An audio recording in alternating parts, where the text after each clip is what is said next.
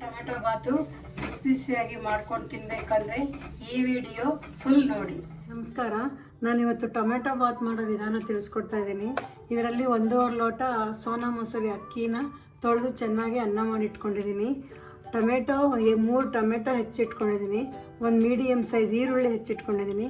4 ಹಸಿರು ಮೆಣಸಿನ್ಕಾಯಿ, chilli powder ಈ ಸ್ಪೂನಲ್ಲಿ 3 ಸ್ಪೂನ್ ಇಟ್ಕೊಂಡಿದ್ದೀನಿ.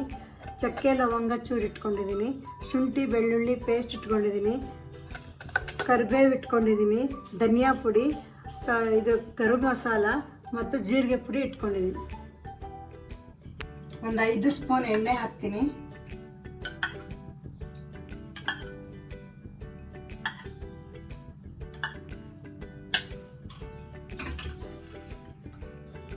ಅರ್ಧ ಸ್ಪೂನ್ ಸಾಸಿವೆ ಹಾಕ್ತಾ ಇದ್ದೀನಿ.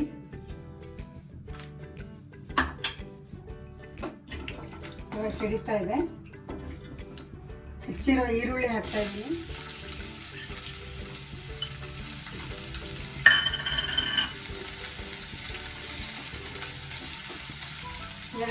ಹೆಚ್ಚಿಟ್ಟರೆ 2 ಹಸಿಮೆಣಸಿನ್ಕಾಯಿ ಹಾಕ್ಕೊತಾ ಇದ್ದೀನಿ. ಈರುಳ್ಳಿ ಸ್ವಲ್ಪ ಫ್ರೈ ಆಗಬೇಕು, ಸ್ವಲ್ಪ ಬ್ರೌನ್ ಕಲರ್ ಬರಬೇಕು. ಕರಿಬೇವು ಹಾಕ್ತಾ ಇದ್ದೀನಿ. ಈ ಥರ ಮಾಡಿಕೊಂಡು ಟೊಮೆಟೊ ಬಾತ್ ತಿನ್ನಬೇಕು. ಯಾಕೆ ಅಂತಂದರೆ ಅನ್ನ ಒಂದು ವೇಳೆ ಉಳಿದ್ರೂ ಕೂಡ ಮತ್ತು ಈ ಗೊಜ್ಜಿದ್ರೆ ಮಾರನೇ ದಿವಸನೂ ಕಲ್ಸ್ಕೊಂಡು ತಿನ್ಬೋದು. ಈಗ ಹೆಚ್ಚಿಗೆ ಟೊಮೆಟೊ ಹಾಕ್ತಾ ಇದ್ದೀನಿ.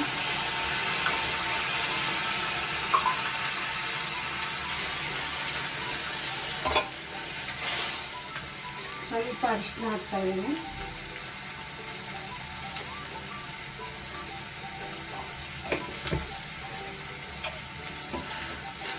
ಈಗ ಶುಂಠಿ ಬೆಳ್ಳುಳ್ಳಿ ಪೇಸ್ಟ್ ಹಾಕ್ತಾ ಇದ್ದೀನಿ.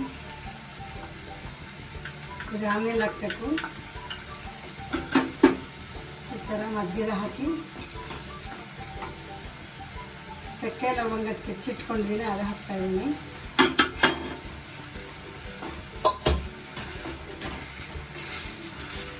ಟೊಮೆಟೊ ಸ್ವಲ್ಪ ಮೆತ್ತಾಗಬೇಕು. ಈಗ ರುಚಿಗೆ ತಕ್ಕಷ್ಟು ಉಪ್ಪು ಹಾಕ್ತಾ ಇದ್ದೀನಿ. ಯಾಕೆಂದರೆ ಈರುಳ್ಳಿ ಟೊಮೆಟೊಗೆಲ್ಲ ಉಪ್ಪು ಹಾಕಬೇಕು.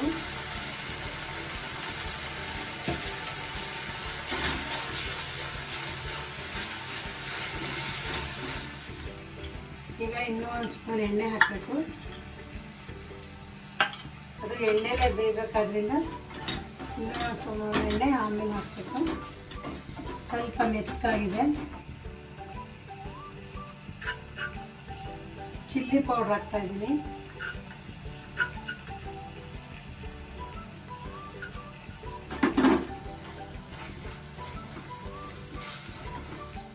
ಈಗ ಧನಿಯಾ ಪೌಡ್ರ್ ಹಾಕ್ತಾ ಇದ್ದೀನಿ.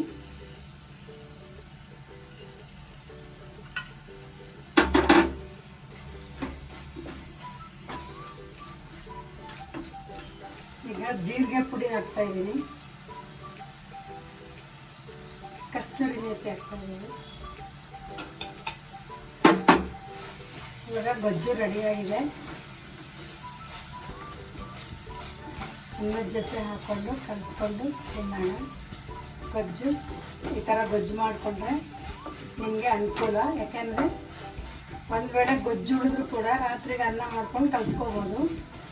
ನಾವು ಡೈರೆಕ್ಟಾಗಿ ಕುಕ್ಕರಲ್ಲಿ ಮಾಡಿದ್ರೆ ಅನ್ನ ಟೊಮೆಟೊ ಬಾತ್ ಗೊಜ್ಜು ಇದು ಎಲ್ಲ ಖಾಲಿ ಆಗಿಬಿಡುತ್ತೆ. ಸ್ವಲ್ಪ ಅರ್ಧ ಗೊಜ್ಜು ಎತ್ತಿಟ್ಕೊಂಡ್ರೆ ನೀವು ಮಾರನೇ ದಿವಸ ಕೂಡ ಸಮಯ ಬಿದ್ದಾಗ ಮಾಡ್ಕೋಬೋದು. ಅನ್ನನ ಇದರೊಳಗೆ ಹಾಕಿ ಕಲಿಸ್ತೀನಿ. ನಾನು 3 ಜನಕ್ಕಾಗಷ್ಟು ಮಾಡಿದ್ದೀನಿ. ನಿಮ್ಮ ಮನೆಗಳಲ್ಲಿ ಜನ ಜಾಸ್ತಿ ಇದ್ದರೆ ಕ್ವಾಂಟಿಟಿ ಇನ್ನೂ ಜಾಸ್ತಿ ಮಾಡ್ಕೊಳ್ಳಿ.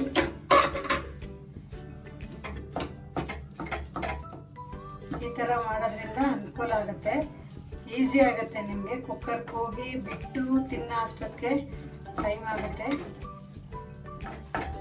ಅನ್ನ ಸ್ವಲ್ಪ ಪುಡಿಯಾಗಿ ಮಾಡ್ಕೋಬೇಕು.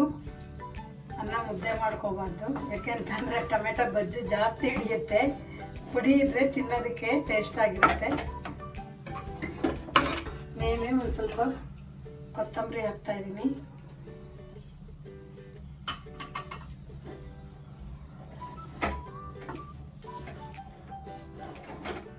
ಈಗ ಟೊಮೆಟೊ ಬಾತು ರೆಡಿಯಾಗಿದೆ, ಸವಿಯಲು ಸಿದ್ಧವಾಗಿದೆ. ಬನ್ನಿ ಪ್ಲೇಟ್ಗೆ ಹಾಕ್ಕೊಂಡು ತಿನ್ನೋಣ.